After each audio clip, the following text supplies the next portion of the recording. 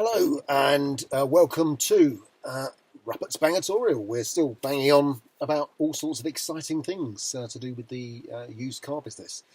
And I think one of the main things, it's actually pouring with rain. This is a bank holiday, of course. That's why it is raining. And it's a time when we go out and look at cars. Springtime comes and you feel, oh, I must go out and change a car, which we have been doing. There's been a few ins and outs around at Bangernomics Towers. Um, and I'm sitting in one of them at the moment, but more on that in a future Bangertorial when I'll tell you how good or bad it is. It's been pretty good so far. But I think the main thing that people ask, and I still get asked via email and when people see me, how much is my car worth? How much is the car I want to buy worth? And it's always very interesting to see how we've arrived at a stage where you can still go to various places and find out what a car is apparently worth. If you go to a dealer will be all very conspiratorial about it and claim to be looking in books like these. And this is a very old book. It's a black book from September '93. I still keep mad things like this. And just for your amusement and entertainment, I'll just tell you that you could buy a 911 Turbo, a 1984 on an A in 1993. The top trade price, so it's in pretty good nick and service history and everything, for 11,100. And if it was a bit ropey, needed a bit of paintwork and a few things doing to it, it was 6,575. And it would retail for 15,350. So there you go. So it's a bit of time travel car price guide nonsense there. It doesn't mean a thing really, because we're never going to pay that for these cars, and it's just interesting to look at.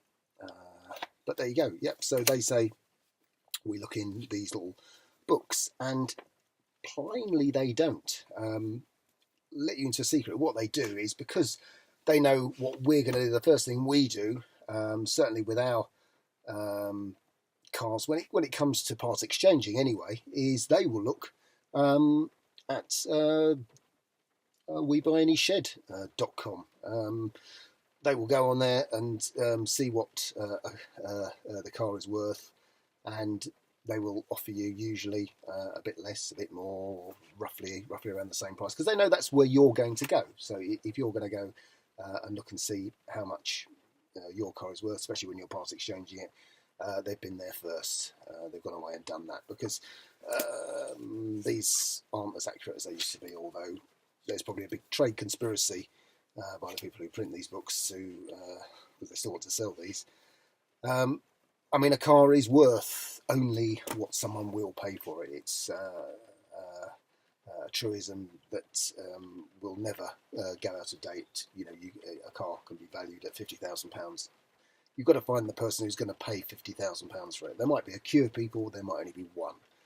It's as simple as that. So, there are even ones that price guidebooks that you can buy in the newsagents. So you can't sadly buy this one anymore, and I know because of the weird way this screen works, this is all backwards.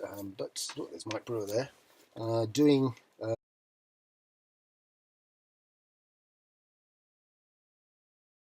Arrested in Scotland for, I think, free Count Dankula. If you know all about that, I must stress that I've just made a joke. It's not an accusation of anything. But yeah, I mean, these were as good as you would get, and some still exist that you can get hold of. But really, the best way to find out what the price of something you want to buy, what your car is worth, is by looking at all the existing adverts.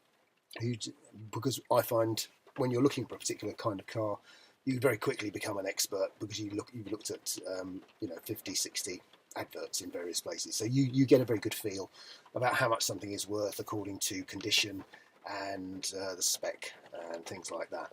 So car prices are out there. They're easy to come across online, but don't be bamboozled or baffled or overawed by what a car dealer will tell you that your car is or isn't worth.